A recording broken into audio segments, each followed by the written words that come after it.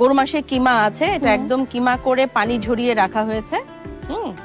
আর পেঁয়াজ বেরেস্তা করা আছে, আদা রসুন বেরেস্তা পড়বে হবে না। হ্যাঁ, তা কি হয়, এটা জাস্ট লাস্টের দিকে দেবো আমি বেরেস্তাটা। উফ, কি ভালোই না হয়েছে গো।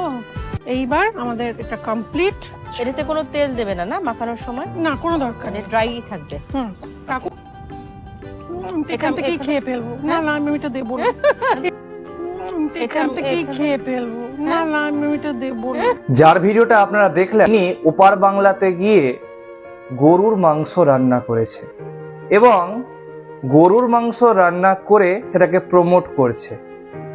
সে আজকে লাইভে এসে দুঃখ প্রকাশ করে বলছে, না আমি রান্না করেছি, না আমি খেয়েছি, কিন্তু প্রমোট করেছি, কারণ বাংলাদেশের জাতীয় খাবার হচ্ছে গরুর মাংস।